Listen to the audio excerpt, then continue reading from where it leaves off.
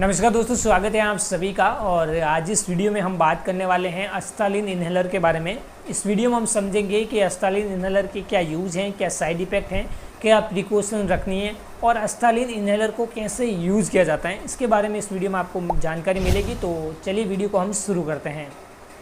दोस्तों, सबसे पहले बात करते हैं इन्हेलर क्या होता है। तो इन्हेलर अगर आपने नहीं देखे हैं तो हिंदी भाषा में उसे कहते हैं पंप, ठीक है, पर नॉर्मल भाषा में पंप कहते हैं। और जो लोग एज वाले जो लोग होते हैं, जो बूढ़े लोग होते हैं, उनको श्वसन संबंधित कोई न कोई अस्थमा या सांस लेने में तकलीफ होती है, तो उन लोगों को डॉक्टर के द्वारा ये इन्हेलर उसको प्रिस्क्राइब किए जाते हैं, जिससे वो पेशेंट क्या करता है कि मुंह से वो ड्रग को खींचता है, इन्हेल करता है पंप के द्वारा। तो अगर आपने वो पंप नहीं देखे, इन्हेलर नहीं देखे, तो स्क्रीन में आप देख सकते हैं इस तरह का एक इन्हेलर होता है। और सबसे पहले हम बात करते हैं अस्तालिन इन्हेलर के बारे में। ये जो अस्तालिन है ये एक ब्रांड नेम है, जो कि सिप्ला फार्मास्यूटिकल कंपनी इस इन्हेलर को बनाती है। मार्केट में कई सारे ब्रांड नेम के इन्हेलर अवेलेबल हैं, जो कि अलग अलग फार्मास्यूटिकल कंपनीज को बनाती हैं। तो यहाँ पर हम अस्तालिन इन्हेलर के बारे में बात करेंगे। इसके अगर प्राइस की बारे में बात करें तो 140 से लेकर 150 के बीच में आपको ये मिल जाता है।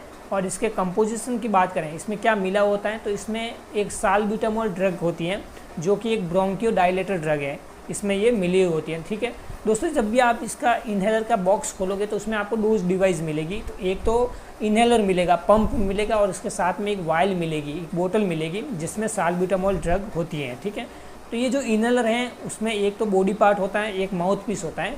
उस माउथ पीस से वो ड्रग को खींचना होता है। ठीक है, और ये जो ड्रग की जो वायल है उसके ऊपर उसको फिट किया जाता है, जिस तरह से आप स्क्रीन में आप देख सकते हैं, इस तरह से फिट किया जाता है।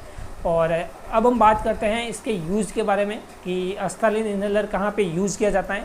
तो इसको अस्थमा की प्रॉब्लम में यूज़ किया जाता है। जिन लोगों को अस्थमा की प्रॉब्लम है, जिसे हम हिंदी में कहते हैं दमा की प्रॉब्लम, तो वहाँ पे इसको यूज़ किया जाता है। एक और डिजीज़ होती है जिसे हम कहते हैं COPD, क्रॉनिक ऑब्स्ट्रक्टिव पुल्मोनरी डिजीज़। ठीक है, ये हमारे श्वसन संबंधित बीमारियाँ हैं, अस्थमा और COPD।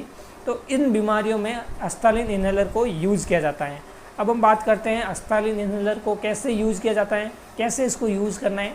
तो जिन व्यक्ति को, जिन पेशेंट को अस्थमा की प्रॉब्लम है, उनको ये डॉक्टर प्रिस्क्राइब करता है। ठीक है, तो सबसे पहले जो वायल होती है ड्रग की, साल्ब्यूटामॉल ड्रग की, उनको उसके ऊपर फिक्स किया जाता है। और फिक्स करने के बाद पेशेंट को मुंह से उसको खींचना होता है। ठीक है, तो सबसे पहले उसको मुंह में डाला जाता है और उसके बाद ऊपर से उसको ड्रग को थोड़ा सा प्रेस किया जाता है, दबाया जाता है उस वायल को। एक बार दबाने से उसमें साल्ब्यूटामॉल ड्रग वो रिलीज़ होती है, और रिलीज़ होती है तो पेशेंट को उसको खींचने को, मुंह के द्वारा खींचने को कहा जाता है। तो जब पेशेंट खींचता है तो वहाँ से वो ड्रग जाकर हमारे फेफड़ों तक जाती है। और फेफड़ों में कई सारे स्ट्रक्चर्स होते हैं, जिसे एक स्ट्रक्चर होती है जिसे हम कहते हैं ब्रोंकाइज। ठीक है, ये जो साल्ब्यूटामॉल ड्रग है एक ब्रोंकियोडायलेटर है।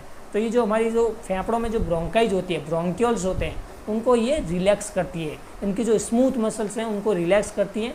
क्योंकि दोस्तों, अगर आप अस्थमा की प्रॉब्लम के बारे में जानोगे तो उसमें क्या होता है कि किसी भी कारणवश हमारी जो ब्रोंकाइज होती है, हमारी जो अस्थमा मतलब कि लंग्स में जो ब्रोंकाइज होती है, उसमें इन्फ्लामेशन होने के कारण या कुछ और भी अदर रीज़न है, उनके कारण उनकी जो शेप है वो सिकुड़ जाता है।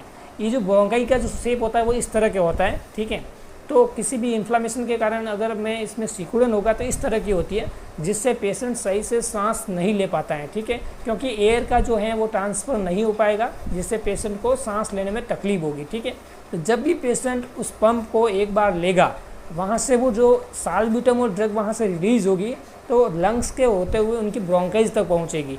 तो ब्रोंकाइज की जो स्मूथ मसल्स हैं वहाँ पर वो एक्ट करेगी और वहाँ पर उन ब्रोंकाइज को रिलैक्स करती हैं, उसकी जो स्मूथ मसल्स हैं।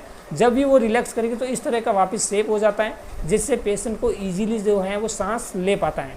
तो इस तरह से एक मैकेनिज़्म होता है साल्ब्यूटामॉल ड्रग का, जिससे पेशेंट ईजीली से सांस ले पाता है। ठीक है, अब हम दोस्तों बात करते हैं साइड इफ़ेक्ट के बारे में। देखिए, इन्हेलर के किसी तरह के साइड इफ़ेक्ट नहीं है, लेकिन इसमें जो ड्रग्स यूज होती है साल्ब्यूटामॉल, इनके साइड इफ़ेक्ट हैं। तो सबसे जो पहला साइड इफ़ेक्ट है वो है इंक्रीज़ द हार्ट रेट। अगर आप साल्ब्यूटामॉल ड्रग यूज़ करते हैं, इन्हेल करते हैं, तो आपकी हार्ट रेट इंक्रीज़ हो सकती है और आपका हार्ट में पैल्पिटेशन की प्रॉब्लम हो सकती है, हेडेक हो सकता है, सर में दर्द हो सकता है।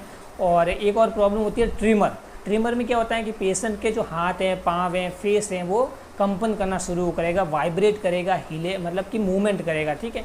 अगर आप ट्रिमर की प्रॉब्लम देखना चाहते हो तो ये ज़्यादातर बूढ़े लोगों में होती है, अक्सर देखने को मिलती है। जब भी वो चाय का कप या प्लेट पकड़ते हैं तो उनकी जो प्लेट है वो वाइब्रेट होती है, चाय का कप भी वाइब्रेट होता है। तो ये कुछ सिम्टम होते हैं ट्रिमर के। तो इस तरह के ट्रिमर की एज ए साइड इफ़ेक्ट के रूप में आपको देखने को मिल सकता है। और एक और साइड इफ़ेक्ट होता है साल्ब्यूटामॉल ड्रग के साथ, वो है मसल्स क्रैम्प्स। अगर आपके मसल्स क्रैम्प होगी, मसल्स में सिकुड़न होगी, तो आपको मसल्स पेन भी हो सकता है, ठीक है।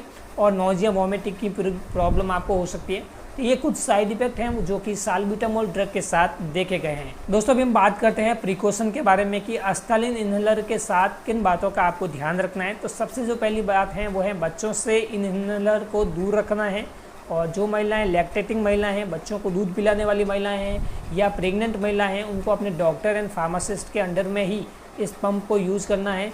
और अगर कोई व्यक्ति स्मोकिंग करता है, बीड़ी सिगरेट का सेवन करता है, शराब का सेवन करता है, तो उन व्यक्ति को भी ये एस्टालिन इन्हेलर यूज़ नहीं करना है।